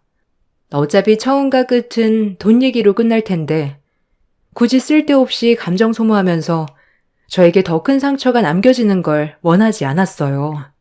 그래서 더 단호하게 남편을 거절한 것도 있었는데 엄마도 제가 남편과 결혼 생활하는 걸 원하지 않으셨는지 그 자리에서 경찰서에 신고를 넣었습니다. 결국 끝까지 버티면서 저와 엄마에게 막말을 쏟아냈던 남편은 경찰이 오면서 더 이상의 막 나가던 행동을 제지시킬 수 있었습니다. 돈 앞에는 장사 없다더니 저에게 언제나 자상하고 배려 많았던 남편도 결국 엄마의 재산 앞에선 저에게 실망스러운 모습을 보여주게 되었죠. 힘든 시간이 지나간 이후 저희 부부는 확실하게 금이 가게 되었고 더 이상의 관계 회복은 불가능했어요. 그리고 남편과 심각한 문제가 생기고 나서 시모에게도 몇 번이나 연락이 왔지만 어차피 전화를 받아도 상처되는 말밖에 없을 것 같아 어떠한 연락도 일절 받지 않았습니다. 엄마는 이런 관계를 더 이상 끌지 말고 정리를 할 거면 최대한 빠른 시일 내에 정리하라며 걱정을 해주셨어요. 아무래도 엄마가 눈을 감기 전에 남편과의 상황이 해결되는 걸 보고 싶어 하셨어요. 엄마가 바라는 것처럼 저 또한 남편과 더 이상 잘해보고 싶은 마음은 전혀 없었기 때문에 어느 정도의 시간이 흐른 뒤 남편을 따로 연락해 만났어요. 굳어진 얼굴로 저를 바라보면서 무슨 일 때문에 불렀냐고 물어보는 말에 저는 이혼 서류를 내밀었고 서류를 확인하던 남편은 미간을 찌푸리더니 제가 원하는 대로 순순히 이혼을 해줄 마음이 없다고 제 앞에서 서류를 찢어버렸습니다. 당신도 나와 이혼하는 걸 원하지 않냐고 화를 내면서 물어봤는데 그 순간 갑자기 카페 문을 열면서 들어온 시모와 눈이 마주쳤습니다. 내 전화는 끝까지 안 받더니 결국 내 아들과 이혼할 생각을 가지고 있었던 거야? 재산 얘기 좀 했다고? 이게 이혼 서류까지 오고 갈 정도로 심각한 일이니? 그럼 저한테 원하는 게 뭔데요? 그냥 서로 솔직해지는 게 좋지 않을까요? 저희 엄마 재산이 가지고 싶다고 대놓고 말을 하세요. 그걸 놓치기 싫으니까 여기까지 나온 거 아니세요? 저는 이 사람과 조용히 이혼하고 싶었던 것 뿐이지 시끄러운 상황을 만들고 싶지 않았는데 여기까지 나오신 걸 보면 제 입에서 이혼 얘기가 나올 줄 알고 이 사람을 뒤따라 나왔다는 건데 제가 무슨 말을 더 해야 되는 건가요? 어차피 달라지는 건 전혀 없고 이 서류를 가지고 나왔을 때부터 확고하게 결정을 내린 상태라 여기까지만 하고 싶어요. 이번에 겪게 되면서 느낀 건 저희 가족의 재산만 보고 결혼한 건 아닌지 그런 생각이 너무 크게 들더라고요. 그리고 결정타를 날렸던 게 얼마 전에 저희 엄마 집에 무작정 들이닥쳐서 한바탕 난리를 쳤을 때 더욱더 확실하게 알 수 있었어요. 그래서 오늘 확실하게 정리하려고 부른 거예요. 어느 정도 예상은 하고 있었는데 제가 생각하는 대로 다 맞아떨어지니까 더 소름이 돋는데요. 이 사람이 이혼 서류를 찢을 줄 알고 미리 여분을 더 챙겨왔거든요. 오늘 이 서류를 다 찢어버려도 소송까지도 생각하고 있으니까 서로 힘든 시간들을 보내는 것보다 그냥 좋게 정리하자. 네가 원하는 대로 될 것 같냐? 이껏 서류 백날 내밀어봤자 어차피 달라지는 건 아무것도 없어. 나는 그냥 지켜보고만 있을 줄 알아? 소송이 몇 년이 걸리던 한번 해보자고. 네가 원하는 대로 쉽게 흘러가진 않을 거야. 그럼 서로 할 말은 끝난 것 같으니까 나 먼저 일어나 봐도 되지? 하나만 알고 둘은 모르는 미련한 것. 네가 내 아들을 힘들게 한 만큼 그 아픔을 100배, 1000배 되돌려 줄 테니까 조만간 다시 한번 보자고. 그때 피눈물 흘리게 만들어주마. 남편과 시모는 저를 잡아먹을 듯이 노려보더니 눈앞에 보이는 수십 장의 이혼 서류를 전부 다 찢어버린 뒤 먼저 카페를 나섰습니다. 단호하게 마음먹은 만큼 저 또한 그들을 끊어내기 위해 그날 이후 변호사를 만나 소송 준비를 하기 시작했어요. 쉽지 않은 길을 선택한 저희 부부는 과거에 좋았던 기억들까지 전부 짓밟아 버릴 준비를 하고 있었죠. 변호사는 소송도 오래가지 않을 거라며 시댁 집안 사람들이 제가 엄마의 많은 재산을 받는 거에 대해 배 아파서 고집 부리는 것밖엔 안 된다면서 현재 부부가 가지고 있는 재산에 대한 소송 문제일 뿐 저희 엄마가 가지고 계신 재산에 대해서는 어떠한 권리도 내세울 수 없다며 밑빠진 독에 물붓기라고 그들은 의미 없는 싸움이 될 거라며 크게 신경 쓰지 않아도 된다고 설명을 해줬네요. 그렇게 남편과 이혼 소송 준비를 하면서 하루빨리 지긋지긋한 관계를 끝내버리고 싶은 마음밖엔 없었어요. 그리고 모든 일이 하루빨리 정리가 되고 암 말기로 힘든 시간을 보내고 있는 엄마 곁에서 남은 시간을 함께 보내드리고 싶었습니다. 제가 바쁜 시간을 보내고 있는 동안 엄마는 하루가 다르게 건강이 안 좋아지셨고 의사가 말했던 시간보다 상태가 빠르게 악화가 되고 있었어요. 그런 엄마의 모습에 느낌이 좋지 않아 다시 한번 병원을 찾아가 정밀 검사를 받아보는 순간 담당 의사의 안색이 너무 안 좋게 변했고 충격적인 말을 듣게 되었네요. 암세포가 전보다 더 많이 전이가 되어 있는 상태인데 문제는 심장에까지 전이가 퍼진 상태라 시간이 지날수록 숨 쉬는 게 힘들어질 거라는 진단을 내렸어요. 어느 순간부터 가슴 통증을 호소하셨는데 이미 암세포가 심장에 전이가 돼서 고통스러워 하셨던 거였습니다. 엄마는 치료를 받지 않기로 결정을 내렸을 때부터 어느 정도 예상한 결과였다고 애써 아무렇지도 않은 표정을 보이셨지만 저는 엄마와 함께하는 시간이 짧아졌다는 거에 너무 마음이 아팠어요. 결국 엄마의 건강 문제로 남편과 이혼 소송 때문에 법정에 서야 되는 일정이 다가오는데 그런 시간들조차 아까웠죠. 엄마 옆에 조금이라도 더 있어주고 싶어 남편한테 소송은 나중에 해야 될 것 같다고 문자 한 통 남긴 뒤 일정을 취소했습니다. 저희 엄마는 병원에 다녀오신 이후 빠르게 건강이 악화되어 갔고 결국 며칠 뒤 사경을 헤맬 정도로 많은 고통에 시달리시다가 결국 저를 놓지 않으려 했던 손에 힘이 풀렸고 엄마는 거친 숨을 반복해서 내쉬더니 끝내 저와 작별을 하게 되었습니다. 저에게 무슨 말을 하려던 것 같은 눈빛을 보내셨는데 헐떡거리기만 하셨던 엄마의 마지막 말은 끝내 듣지를 못했습니다. 현실을 받아들이기 힘든 상황에서 장례는 진행이 됐고 엄마의 영정사진을 보면서 하염없이 오열을 했어요. 어느 정도 마음의 준비를 할 수 있는 시간을 줘야 하는데 암은 엄마의 건강을 순식간에 앗아가 버렸습니다. 그렇게 괴로움의 눈물을 계속해서 쏟아내면서 힘들어하고 있었는데 남편과 시댁 식구들이 장례식장에 찾아왔어요. 일부러 얘기하지도 않았는데 어떻게 알게 됐는지 제 앞에 나타난 그들이 보고 싶지 않아 고개를 돌리자 시모가 그런 저를 보면서 입을 열었습니다. 그리고 남편이 저에게 하나의 영상을 보여줬는데 그걸 본 저는 엄청난 충격에 빠져 입을 다물지 못했어요. 왜? 놀랬어? 내가 뭐라고 그랬어? 사람 일 어떻게 될지 아무도 모른다고 하지 않았나? 이거 장모님이 나한테 직접 남기신 영상 유언이야. 힘든 몸인데도 당신과 내가 잘 지내길 바라셨는지 영상 유언을 남기셨다니까. 믿기지가 않지? 나도 장모님이 이런 깊은 생각을 가지고 계실지 꿈에도 몰랐다니까. 자, 다시 한번 보여줄까? 장모님이 가지고 계신 재산 90억을 사위인 나한테 전부 넘기겠다는 유언을 남기셨잖아. 이거 하나로 모든 상황 해결됐지? 너 지금 이거 뭐 하는 짓이야? 우리 집에는 언제 왔다 간 거야? 내가 거의 매일같이 집에 붙어 있었는데 내가 없는 틈을 타서 엄마 집에 들어갔던 거야? 무슨 말인지 나는 잘 모르겠네. 이거 장모님이 직접 보내주신 파일이라니까. 여기에 내가 나오지 않는데 어떻게 이런 걸 시키겠어?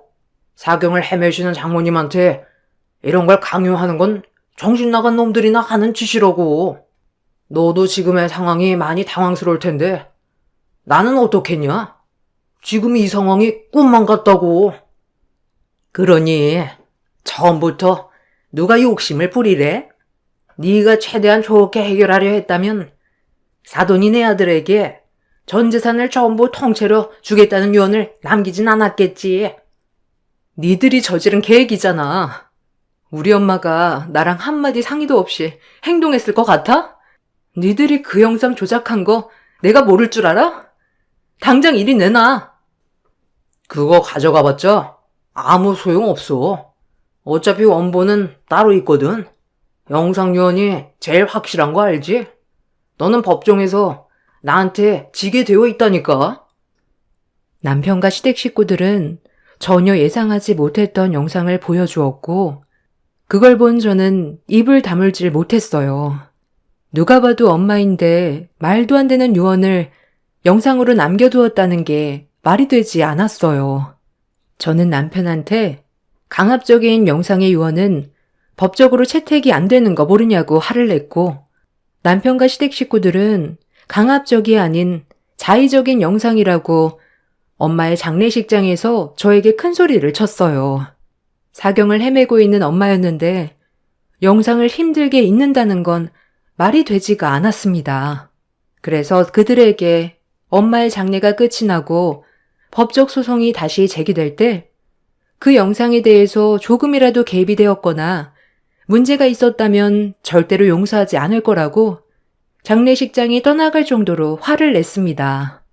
남편은 제 말에 눈 하나 깜빡거리지 않고 웃으면서 저를 바라보더니 90억 재산은 자기 것이 될 거라고 되려 큰 소리를 쳤습니다.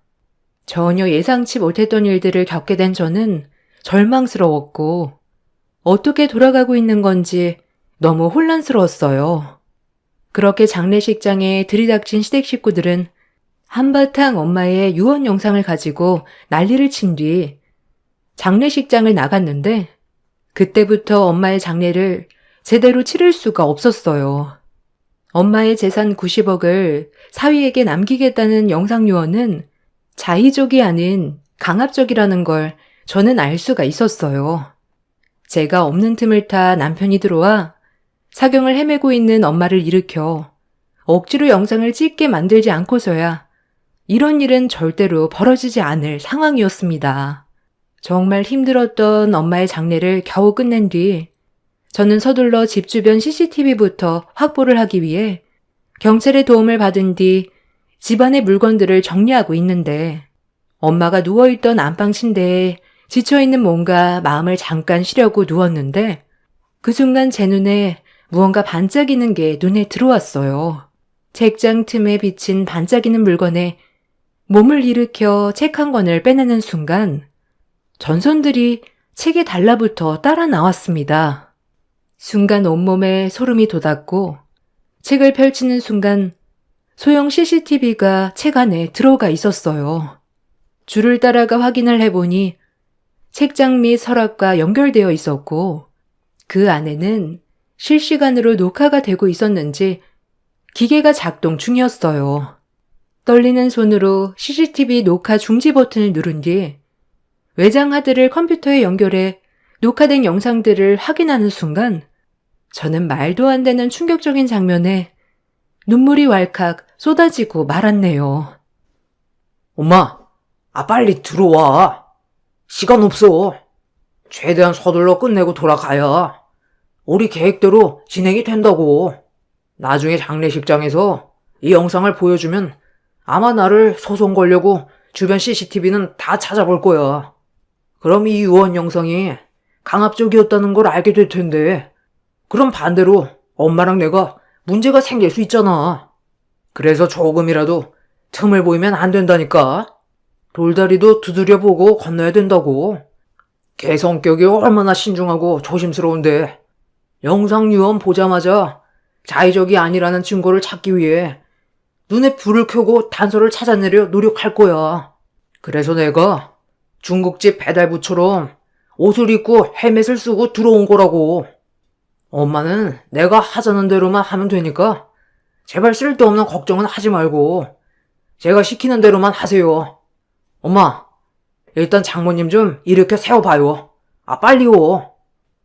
사돈, 정신 좀 차려봐요. 지금 상당히 몸이 힘든 거 저희도 알고는 있는데요. 우리도 먹고 살아야 되지 않겠어요? 그러니 힘들어도 좀 일어나 봅시다. 장모님, 정신 차리세요. 정화가 금방 돌아올 텐데 그 전에 빨리 찍어야죠. 장모님, 제 말 안 들려요? 마지막 힘을 쥐어짜라니까요. 자, 저 좀 보세요. 정화가 지금 임신했어요. 아빠 없는 아이로 만들 거예요? 저희가 이혼했으면 좋겠냐고요. 저 나쁜 놈 만들지 마세요. 장모님이 제가 원하는 대로 해주지 않는다면 정화 뱃속에 있는 아이는 지우라고 할 거예요. 지금부터 장모님이 어떻게 행동하시냐에 따라 정화와 제가 행복해질 수도 있는 거고 불행해질 수도 있는 거예요. 자, 따라해 보세요. 내 재산 90억 사위에게 남깁니다. 그리고 이 영상은 강압적이 아닌 자의적인 영상입니다. 이거 한마디만 하시면 됩니다. 그럼 저 앞으로 정화한테 좋은 남편이 되어줄게요. 하지만 따라주지 않는다면 정화는 불행한 삶을 살게 될 거예요. 시간 없어요. 엄마는 그냥 촬영만 하고 있어요. 내가 편집하면 되니까 처음부터 끝까지 촬영만 하고 있으면 돼요. 장모님, 정신 차리라니까요. 진짜 이 노인네가 갈 때 가더라도 나한테 90억은 주고 가야 될 거 아니야? 너희들이 이러고도 무사할 줄 알아? 내가 유언을 남긴다고 니들이 가져갈 수 있는 게 있을 줄 아냐고. 그리고 내 딸이 임신했다고? 어디서 거짓말이야? 임신을 했는지 안 했는지는 이따가 물어보면 되잖아요. 내가 말하는 건 장모님이 떠나고 난 뒷일에 대해 얘기하는 거예요. 90억이 내 손에 들어오지 않는 이상 나는 절대로 이혼 안 해줄 거거든. 이게 무슨 말인지 알고 있죠? 장모님이 지금 당장 자의적인 영상 유언을 남겨줘야 정화 목숨을 보장해 드릴 수가 있어요. 정화도 장모님들을 따라가게 만들어 줄까요? 90억이 손에 들어오게 생겼는데 우리 가족이 지금 눈에 뵈는 게 있을 것 같아? 큰 돈을 줄 수 있다는데 뭔 짓을 못해? 아유, 답답한 노인네야. 그냥 한마디만 하면 끝나는 건데 죽기 전까지 고집 부릴 거야? 당신 딸까지 잘못되게 하고 싶지 않으면 눈 딱 감고 한마디만 하면 된다니까. 나머지는 우리가 알아서 할 테니 걱정하지 말고 90억이 당신 딸 목숨값이라고 생각해. 그럼 마음 편하잖아. 눈이라도 편히 감아야 되지 않겠어? 엄마가 설치해둔 CCTV에 담긴 녹화된 영상은 저에게 엄청난 충격을 안겨주었어요. 엄마가 눈을 감은 이후에 저에게까지 문제가 생기게 될까봐 결국 남편이 시키는 대로 영상 요원을 찍게 되었네요. 하필 그때 제가 잠깐 자리를 비웠던 건 어떤 남자가 차량을 빼다가 제 차를 긁어버렸다는 전화를 받아 잠시 자리를 비웠던 건데 그것 또한 남편이 계획한 것 같은 느낌이 강하게 들었습니다. 그리고 임신을 하지도 않았었는데 남편은 저희 엄마에게 극도의 불안감을 안겨주기 위해 온갖 안 좋은 말들로 엄마를 압박했어요. 그리고 제가 들어갔을 때는 엄마가 남편과 시모 때문에 엄청난 충격을 받아 결국 더 이상 버티지 못하고 숨을 거두시게 되는 안타까운 일이 생기게 되었던 거네요. 그리고 또 다른 영상에 저는 오열을 했고 두 모자를 절대로 용서할 수가 없었어요.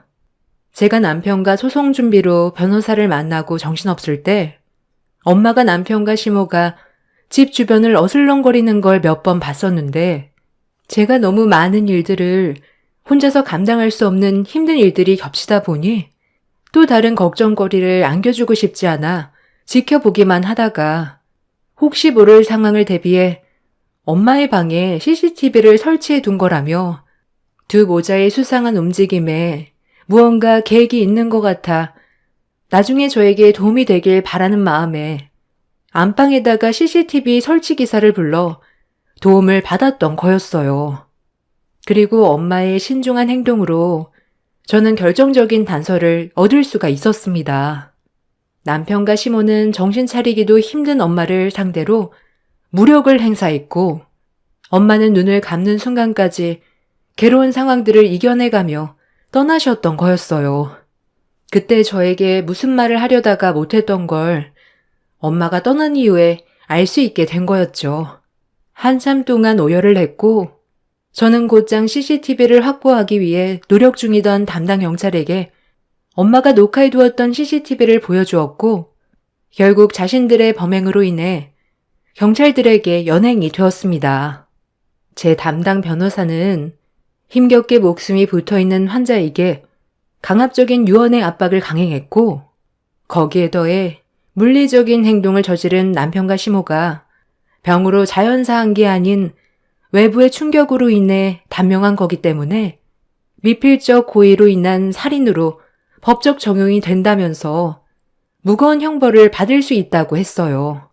그렇게 법정에 서서 재판을 받게 된 남편과 시모는 엄마의 재산을 탈취하기 위해 치밀한 계획은 물론 환자가 사경을 헤매고 있는데도 자신들의 이득만을 생각해 생명이 위험한 환자에게 어떠한 죄책감도 없이 강압과 물리적인 행동으로 결국 수명을 단축시켜 세상을 떠나게 한 잘못으로 제가 받은 정신적 고통과 자신들의 범행에 대해 잘못을 뉘우치지 않는 모습들이 괘씸해 남편은 징역 15년, 시모는 징역 13년형을 받았습니다. 남편은 곧 숨이 먹게 될 사람이었는데 말도 안 되는 형벌이라고 되려 큰 소리를 질렀고 자신의 잘못에 대해 조금도 반성하지 않던 남편은 재판장에서 정신 나간 사람처럼 난리를 쳤어요. 그리고 그런 모습을 본 판사는 징역 15년에서 징역 18년형으로 형을 늘렸습니다.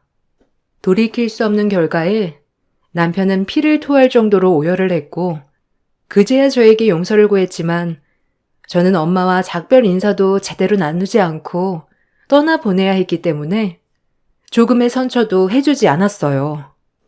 그렇게 두 모자는 자신들이 저지른 죄값을 치르기 위해 지금 현재 교도소에서 복역 중에 있습니다. 법으로 처벌을 받아 두 모자는 징역을 살고 있지만 저는 아직까지 그들로 인해 받았던 상처가 회복이 되지 않았습니다. 시간이 지나면 무뎌진다고 하지만 그 시기가 올 때까지 저 혼자 감당해야 될 아픔이 너무 커서 힘들게 이겨내고 있는 상황입니다. 돈이 뭐길래 저에게 이런 아픔을 주는 건지 모르겠어요. 엄마가 가지고 계셨던 90억의 건물은 처분하고 재산의 일부를 엄마와 똑같이 암투병의 어려움을 겪고 계신 분들을 위해 도움을 드리고 싶어 기부를 했어요. 저보다 더 힘든 삶을 살아가고 있는 분들이 저로 인해 삶에 조금이라도 여유가 생겼으면 좋겠어요. 그리고 저는 다시 일상으로 돌아와 회사 생활을 하고 있는 중입니다. 과거의 아픔을 잊기 위해 최대한 아무렇지 않게 평소처럼 살아가고 있긴 하지만 오늘따라 저희 엄마가 너무 보고 싶어요. 아직까지 엄마가 떠났다는 게 믿어지지가 않아 눈물이 앞을 가립니다. 열심히 살다 보면 저를 진정으로 사랑해주는 그런 사람을 언젠가 다시 만날 날이 있겠죠. 여러분들께서도 힘내시고 올 한해 마무리 잘 하시길 바라며 건강에 항상 유의하시길 바랍니다. 감사합니다. 안녕하세요. 저는 지긋지긋했던 남편과의 결혼 생활을 끝내고 이제야 자유를 찾게 된 30대 여자입니다. 저도 보잘것없는 인생이지만 남편이 저를 진심으로 사랑하는 마음이 느껴져서 결혼을 결심하고 제 인생을 맡겼는데 결국 남이 되어버린 좋지 않은 결과로까지 이어지게 되었습니다. 남편과는 11년간 함께 있고 그 긴 시간 동안 노력했지만 모든 건 뜻대로 되지 않더라고요. 남편과 마음 맞춰 사는 것도 버거운데 시댁 식구들까지 저를 힘들게 하다 보니 하루하루 견디기가 쉽지 않았습니다. 노력을 해도 되지 않는 것들이 있더라고요. 그러다 보니 저도 이런 삶들이 지쳐버려 더는 좋은 감정이 나올 수가 없었어요. 처음 남편과 결혼했을 때는 서로 가진 것도 없이 시작해도 제가 의지할 사람이 있다는 거에 감사했고 너무 행복했었는데 임신을 하면서부터 제 인생은 180도 달라지게 되었습니다. 둘이 벌어도 많이 힘든 상황인데 자리도 잡기 전에 임신부터 했다고 시댁 식구들에게 욕을 한 바가지 먹었어요. 그때부터 삐걱거리기 시작한 삶은 결국 이혼까지 치닫게 되었습니다. 처음 남편과 결혼하려고 인사를 드리러 갔을 때 제가 혼자라는 사실을 마음에 들어하지 않으셨어요. 온전치 않은 가정 환경에서 자라왔다는 게 신경이 쓰이셨는지 남편과의 결혼을 고민하셨지만 남편도 잘난 건 아니었기 때문에 그런 처지를 시모도 인지하고 허락을 해주셔서 식을 올릴 수는 있었습니다. 부족한 게 많아도 서로 사랑하니까 좋은 마음으로 받아주실 줄 알았지만 그건 오롯이 제 생각이었고 결혼 생활이 이렇게까지 힘든 줄은 몰랐습니다. 자리를 잡기도 전에 임신을 하게 되고 만삭이 되자 시모가 시댁으로 들어와 살라고 강제 결정을 하셨어요. 밖에서 일하는 남편 신경 쓰게 할 거냐면서 출산 이후 몸조리도 해야 되기 때문에 무조건 들어오라고 하시길래 남편과 상의 끝에 불화를 만들고 싶지 않아 시모의 말을 따랐습니다. 모든 결정권은 시모에게 있었어요. 그 이유는 시댁 집안은 가족이 있지만 저는 가족 없이 홀로 살아왔었거든요. 제가 20살이 되었을 때 엄마는 저를 버리고 떠났어요. 아빠가 돌아가신 지 3년 만에 엄마는 다른 남자를 만나 따로 살림을 차렸습니다. 저희 가족은 워낙 가난했던 삶이었기 때문에 아무리 발버둥을 쳐도 가난에서 벗어날 수가 없었어요. 엄마도 그런 삶이 많이 힘들었는지 항상 아빠에게 불만을 털어놨었죠. 그런 모습들을 지켜봐오던 저도 많이 힘들었지만 아빠가 돌아가신 이후 저를 버리고 떠나셨을 땐 모든 걸 다 잃어버린 느낌이었습니다. 엄마와 함께 살던 집도 처분이 된 상태였고 봉투에 500만 원 넣어두시곤 짧은 말 한마디 적혀 있었어요. 이 세상에 엄마는 원래 없는 존재였던 것처럼 살라며 저와 함께한 기억들 전부를 잊어버리겠다면서 뒤도 안 돌아보고 도망을 쳤어요. 그 순간 버림받았다는 거에 너무 큰 충격을 받았고 더 이상 살고 싶은 마음도 없었는데 아빠와 함께 찍은 사진 한 장이 눈에 들어왔어요. 행복했던 그런 기억들이 스쳐 지나가면서 아빠가 저를 보며 웃고 있는 모습이 꼭 살아야 된다고 얘기하는 것 같은 느낌이 들었습니다. 그래서 이대로 생을 마감하기에는 너무 억울하고 분해서 열심히 앞만 보며 살아왔던 거고 그런 삶을 살아오면서 남편을 만나게 된 거였죠. 가족에 대한 그리움을 시댁 식구들이 채워줄 수 있을 거라고 생각했는데 그것도 아니었어요. 제 생각과는 전혀 다른 결혼 생활이었지만 그래도 가족이 없는 것보단 있는 게 의지할 곳이 있다는 거에 감사하며 살아왔습니다. 엄마한테 버려진 거에 비하면 버틸만 했었는데 세월이 지나면서 제 마음에도 점점 병이 들었었나 봐요. 출산 이후 시댁에서 몸조리 받을 때부터 시작해 현재까지 11년의 시댁 생활을 하는 동안 몸도 마음도 지쳐버린 것 같았습니다. 언제부터인가 시모가 무슨 말을 해도 귀에 들어오지가 않더라고요. 무기력해진 제 자신을 보고 있을 때면 한계라는 걸 느낄 수가 있었습니다. 얘, 너 무슨 생각을 그리 하는 거야? 고기가 다 타고 있잖아. 음식 하다 말고 왜 멍하니 서 있는 거야? 내가 잔소리 좀 했다고 지금 반항하는 거니? 아유, 이리 나와봐라. 하기 싫으면 말을 하던지. 비싼 소고기 전부 다 태워 먹었잖니. 뭐 하나 시켜도 똑 부러지게 하는 게 없어. 가정부였던 너희 엄마가 오죽 답답했으면 너를 버리고 떠났겠어? 나 같아도 너를 버렸겠다. 어떻게 된 게 10년 전이나 지금이나 변한 게 하나도 없냐?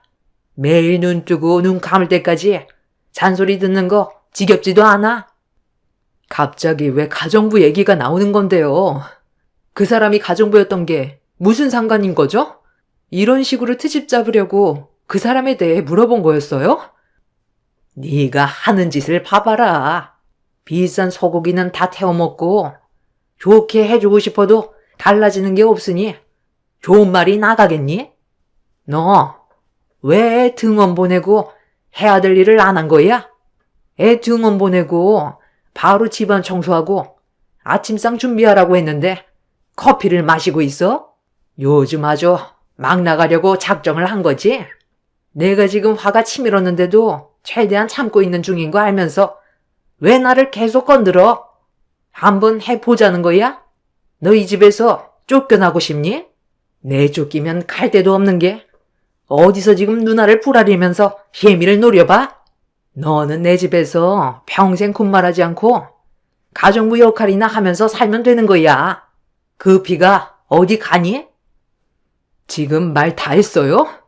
제가 뭘 어쨌길래 그 사람과 비교를 하는 건데요. 저도 좀 쉬고 싶어서 아침에 정신없이 아이 등원 보내고 숨 좀 돌릴 겸 커피 한 잔 했어요. 그런데 그게 그렇게 잘못된 일이에요? 제 입에 커피 한 잔 들어가는 게 꼴 보기 싫어 죽겠어요? 이런 식으로 살 바엔 차라리 그냥 나가서 사는 게 낫겠어요. 저도 더는 참기가 힘들어요.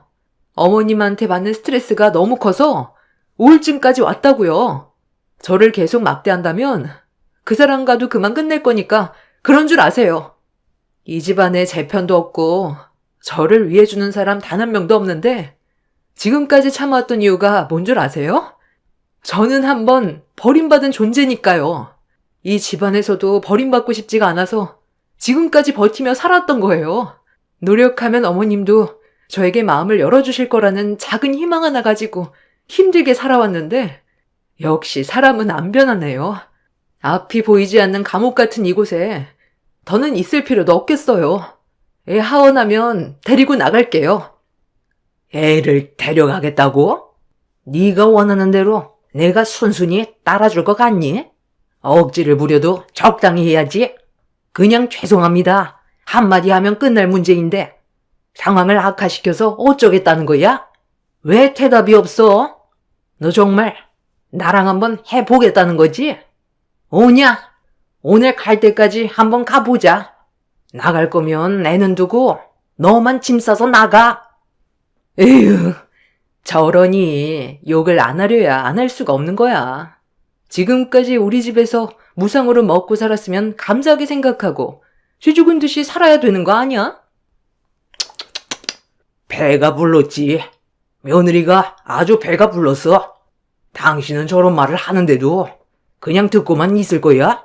당장 내쫓아 버려. 고생 한번 해봐야 여기서 살았던 게 행복한 줄 알지? 그렇잖아도 내쫓으려 했어. 너 꼴 보기 싫으니까 당장 나가라.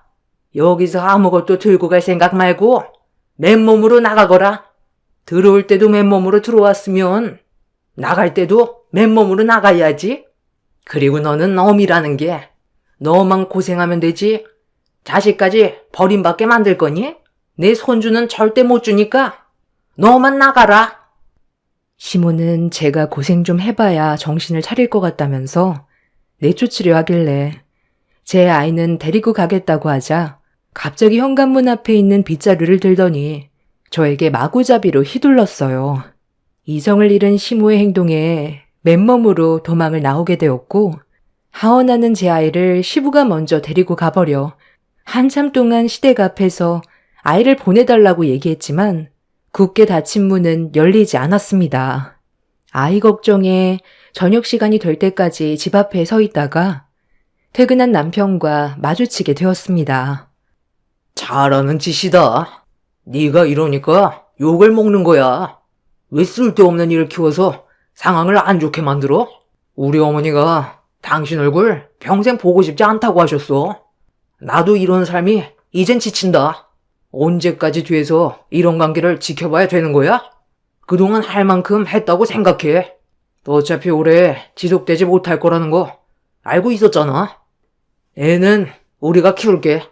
가뜩이나 없는 형편인데 냉전 한 푼 없는 당신이 애를 데리고 가서 뭐 어떻게 살려고? 당장 집 하나 구하는 것도 힘들잖아. 나랑 이혼하고 위자료 얼마나 받을 수 있을 것 같은데? 원룸 하나 겨우 받을 수 있을 정도밖에 못 받을걸? 우리 집안 빚 갚는데 돈 다 나가고 모아둔 재산도 없는데 당신한테 줄 위자료가 어디 있겠어? 지금까지 데리고 살아준 거 돈으로 환산하면 그게 위자료 포함된 거나 마찬가지인 거야. 쓸데없이 애까지 힘들게 하지 말고 당신이 그렇게 원하는 자유 찾아가. 나도 이참에 우리 집안에 헌신하고 잘할 수 있는 그런 여자를 새로 들이든지 해야 되겠다. 당신보단 차라리 외국인 여자가 낫겠어. 시키면 시키는 대로 군말하지 않고 할 거 아니야? 애 앞날까지 망치지 말고 망가질 거면 당신 혼자 망가져. 너는 내 입장에 대해서 조금도 이해해주지 못하는구나. 내가 여태껏 왜 버티며 살아왔는지 뻔히 알면서 어떻게 그냥 갈라서자는 얘기를 할 수가 있어? 결혼 전에는 가진 거 없어도 평생 행복하게 해주겠다는 그 말 한마디 믿고 지금까지 버티면서 살아왔었는데 너는 분가할 생각도 전혀 없었던 거지? 말로만 분가하겠다고만 했지. 아예 생각 자체도 없었잖아. 당신 식구들 때문에 힘들다고 몇 번이나 얘기했었는데 맨날 알겠다고만 하지. 결국 달라지는 거 있었어? 죽이 되든 밥이 되든 애는 내가 데려가. 이 집에서 살다간 네 집안 식구들처럼 정신이 이상해져 버릴 거야. 어차피 이렇게 된 거 나도 너랑 더 이상 살고 싶지도 않고 끝내고 싶으니까 당장 내 아이 데리고 나와. 네가 원하는 여자 데리고 살면 되잖아. 이 문제로 소송까지 가는 돈이 아깝다. 빨리 데리고 나오라고. 얘가 아주 동네 창피하게 어디서 소리를 빽빽 질러? 너 정말 갈 때까지 가보겠다는 거야? 그냥 숙이고 들어오면 끝인 건데 왜 이를 계속 키우는 건데? 당신들 집안과 더 이상 엮이고 싶지 않아. 지긋지긋하다고. 나는 당신들 집안에 평생 헌신하려고 들어온 거 아니야. 행복해지고 싶었고 웃으면서 살고 싶었어. 맨날 아침에 눈 떠서 눈 감을 때까지 기가 따가울 정도로 안 좋은 말들을 듣는 게 정신적으로 얼마나 힘든 줄 알아? 저리 비켜. 한 번만 더 내 몸에 손대면 그땐 그냥 여기서 다 죽는 거야. 내 배 아파서 낳은 내 아이는 내가 데려가. 내일 이혼 서류에 도장 찍으러 갈 거니까 그런 줄 알아. 어른들의 싸움에 울고 있는 제 아이를 데리고 지긋지긋했던 시댁에서 나와 제 마음을 털어놓을 수 있었던 지인에게 찾아가 도움을 요청했습니다. 오갈 데가 없다는 현실에 저를 버리고 간 엄마가 원망스럽기도 했지만 그런 생각을 해봤자 제 삶이 달라지는 것도 아니었기 때문에 앞으로 제 아이와 함께 어떻게 살아갈지 많은 고민을 했어요. 이혼하고 받은 위자료로 둘이서 살 수 있는 작은 원룸 하나 구해 할 수 있는 일이면 닥치지 않고 열심히 해서 보란듯이 잘 살고 싶었습니다. 결국 며칠 후 남편과 이혼 서류에 도장을 찍게 되었고 11년간 가정부 취급하던 시댁 식구들의 모진 핍박에서 벗어나는 자유를 얻게 되었습니다. 이혼하는데 시댁 식구들이 한꺼번에 몰려와 마지막 기회라며 깊게 생각하라고 결정하라면서 제가 확고하게 움직이니 많이 당황스러워했지만 이미 제 마음은 완전히 떠난 상태였습니다. 지긋지긋했던 결혼 생활 청산하고 얼마 되지 않은 위자료 받아서 제 아이와 함께 원룸 생활부터 시작했어요. 맨날 시댁에서 아이한테 안 좋은 모습 보여주며 사는 것보다 조용하게 사는 게 아이한테도 심적 안정이 되는 것 같았습니다. 앞으로 좋은 일들만 있을 거라고 긍정적으로 생각하면서 제가 할 수 있는 일자리를 알아봤고 어렵지 않게 취업이 돼서 열심히 살아가고 있었는데 어느 날 저녁 남편이 문을 두드렸어요. 아이를 의무적으로 보여줘야 되는 시기가 있어서 집 주소를 알고 있었는데 남편이 제 아이와 만날 시간도 아닌데 갑자기 찾아왔길래 안 좋은 기분으로 현관문을 열면서 늦은 시간에 왜 찾아왔냐고 기분 나쁜 얼굴로 남편을 바라보는 순간 처음 보는 남자가 갑자기 툭 튀어나왔어요. 나는 뭐 여기 오고 싶어서 온 줄 알아? 이 사람이 계속 당신 집 주소를 알려달라잖아. 그래서 누구냐고 물어보니까 당신 어머니와 관련된 사람이라고 하길래 같이 온 것뿐이야. 그리고 무슨 말을 하려는 건지 나도 들어는 봐야 할 거 아니야? 아직 우리 부부관계 아이가 있는 한 유효한 거 알지? 딱 봐도 돈 좀 있어 보이는 분 같은데? 안녕하세요. 저는 한결법인 대표 김승철 변호사라고 합니다. 따님 성함이 이윤정 씨 맞으시죠? 어머니 조남이 황영애 씨 되시고요. 제가 오늘 갑자기 찾아온 이유는 이 봉투를 드리기 위해서인데요. 돌아가신 모친께서 남기신 유언장입니다. 일단 먼저 읽어보시고 대화를 이어가는 게 좋을 것 같으니 확인 좀 해보시겠어요? 윤정아, 엄마다.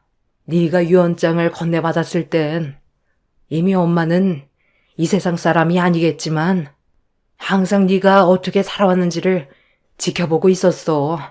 내 몸이 온전했을 때 연락을 하고 싶었는데 사람 일이라는 게 쉽지가 않더구나. 여러 가지 얽히고 설킨 일들을 처리하다 보니 너한테 편지만 남길 수밖에 없는 신세가 되어버렸네. 죽음이 바로 코앞까지 다가오다 보니 너한테 모실게 했던 그 행동에 대해 나도 많이 후회스럽고 무엇 때문에 이렇게까지 했는지 되돌아보니 결국 돈 때문이었지. 가난한 삶에서 벗어나고 싶었던 내 마음이 그때 당시 너무 컸기에 당장 놓칠 수 있을지 모를 많은 재산을 모른 척 할 수가 없었어. 그래서 너와의 관계를 끊어냈었던 거다. 마지막까지 발길이 떨어지지 않아. 네가 집으로 돌아갔을 때의 모습까지 보고 눈물을 훔치면서 앞만 보며 뛰어갔어. 그리고 나는 내 몫을 차지하기 위해 병들어 가고 있는 한 사람과 한국을 떠났었다. 많은 걸 설명할 순 없지만 너도 어느 정도는 알고 있었을 거야. 너희 아빠와 결혼 생활하면서 엄마가 다른 남자를 만나고 있었다는 것을.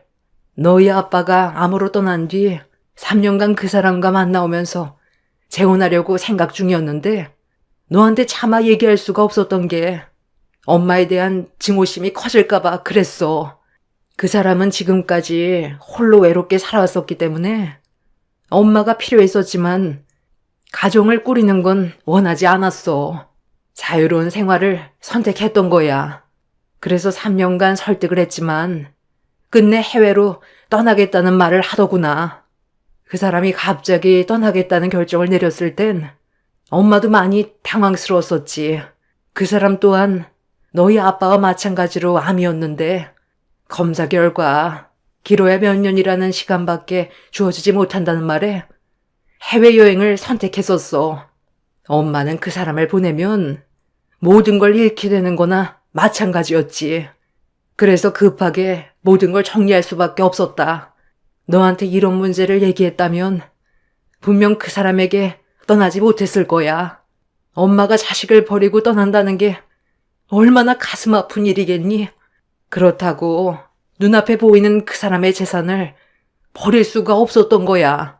그리고 그 사람과 함께하는 몇 년간 나는 법적으로 혼인관계로 생활했고 그 사람이 떠난 뒤에 너를 만나려 했었어.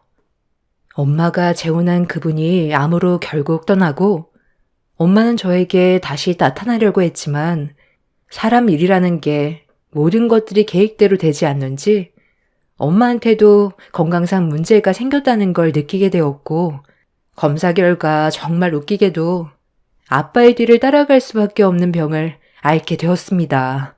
엄마는 아픈 몸으로 제 앞에 나타나고 싶지가 않았었는지 대장암을 치료하기 위해 바로 항암 치료에 들어갔지만 생각했던 거와 다르게 건강은 점점 악화가 되어갔고 결국 버티다 못해 치료를 포기하게 된 거였어요. 마지막 순간까지도 제 얼굴을 볼 수 없었던 이유는 돈 때문에 선택한 결정이었는데 그 결정이 너무 후회스러웠고 떠나게 될 줄 알았다면 제 곁에 있어주지 못했던 시간들이 너무 미안해서 소식만 받으면서 생을 마감하게 된 거였습니다. 엄마의 계획은 돈이 많았던 그 사람과 마지막 순간까지 모든 걸 함께 해준 뒤 남겨진 재산으로 저와 행복하게 살고 싶었던 계획을 가지고 있는 것 같아 보였지만 모든 건 뜻대로 되지 않았던 거였죠. 엄마는 저를 떠날 때부터 생을 마감할 때까지 저만 생각했었다는 말을 끝으로 변호사분에게 모든 내용을 전달했다면서 엄마의 재산이 저에게 넘어갈 거라는 말과 미안하고 앞으로 제 아이와 행복하게 살아가라며 사랑했다는 말로 엄마의 편지가 마무리되었습니다. 장문의 편지를 읽어내려간 저는 눈물을 쏟아냈는데 주저앉으면서 바닥에 떨어뜨린 엄마의 편지를 남편이 주워들어 읽더니 제 앞에 서 있는 변호사에게 재산의 금액이 얼마냐고 물어봤어요. 변호사분은 이혼한 관계인 상황에서 개인 재산을 알려줄 수 없다며 입을 닫았고 저와 방에서 따로 대화를 하자면서 주저앉아 있는 저를 일으켜 세워주었습니다. 잠깐만요. 다들 그만 숨어있고 빨리 나와. 지금 난리 났다니까. 내가 뭐라고 그랬어? 이 변호사 양반이 찾아올 때부터 뭔가 있을 것 같다고 했지? 뭔데 그래? 나도 좀 이상스럽다 했었는데 돈과 관련된 문제니? 제가 갑자기 변호사랑 만날 일이 뭐가 있어? 그 편지 이리 좀 내놔봐라. 얼마인지는 나도 모르지. 개인 재산이라고 알려주지 않는데 엄청난가 봐. 이 사람 어머니가 돈 때문에 버리기까지 했는데 그럼 그 돈이 얼만큼 컸길래 그런 결정을 단호하게 내리겠어? 돈 쫓아가다가 생을 마감했다잖아. 그래서 그 돈이 지금 이 사람 앞으로 전부 옮겨질 건가 봐. 우리 재결합 아직 가능한 거지? 당신이랑 내가 그동안 왜 삶이 힘들었어? 없는 형편에서 먹고 살려고 하다 보니 가난에 찌들어 그런 거였잖아. 그런데 그 돈 받으면 우리 행복하게 살 수 있어. 이 내용이 정말 사실이니? 아니, 어떻게 너를 버리고 돈을 택했다는 게 믿어지지가 않지만 네 애미도 오죽 힘들었으면 그런 결정을 했겠어? 그래서 이제 어떻게 할 거야? 일단 빨리 재산부터 전부 받아놓고 다시 얘기하자. 우리 며느리가 이제야 사랑고시를 하려나 보네. 그동안 무상으로 먹여주고 채워준 보람이 이제야 성과를 보는구만. 여보, 우리도 이제 사람답게 살 수 있겠어. 앞으로 고생 끝, 행복 시작이야. 며느라, 오늘 먹고 싶은 거 말만 해라. 아직 뭐가 어떻게 돌아가고 있는 건지도 파악도 안 됐고 우리 엄마 장례도 못 치러드렸는데 앞으로 잘 살아보자고? 저 지긋지긋한 놈이랑 이혼 서류에 도장 찍었고 법적으로 완전한 남이 됐는데 내가 왜 너희 집에 다시 기어 들어가? 당장 내 집에서 나가. 한 번만 더 발을 들이면 주거 침입죄로 신고할 줄 알아. 아유, 며느라. 그때는 서로 감정이 너무 안 좋아지다 보니까 그랬던 거지. 나는 너를 다시 받아줄 생각이었다. 시애미가 오죽했으면 그랬겠니? 다 잘 살자고 그런 거지. 내가 분명 얘기했을 텐데 한 번만 더 들어오면 그땐 주거 침입죄로 신고하겠다고. 내 허락 없이 들어왔으니 이건 정당방위지. 전시댁 식구들은 저와 더 이상 아무 연관도 없는 남인데 저희 엄마가 떠나고 남긴 재산이 많다는 이유로 저에게 다시 접근하려 들었어요. 막무가내로 집안으로 들어오려 하길래 몇 번이나 경고를 했지만 이미 그 인간들은 돈 때문에 얼굴에 철판 깔고 막무가내로 들이닥쳤습니다. 결국 더 이상 참지 못한 저는 그 인간들을 향해 찬물을 한 바가지 부어버렸고 그 자리에서 경찰서에 주거 침입죄로 신고를 넣었습니다. 그 인간들은 제가 너무 흥분한 것 같다면서 어느 정도 진정이 되고 난 이후 다시 얘기하자며 더 이상 제 심기를 건들지 않았습니다. 그렇게 한바탕 뒤집고 난 이후 변호사와 다시 한참 동안 대화를 나눴고 저는 안치실에 안치되어 있는 엄마의 장례를 치러 드렸습니다.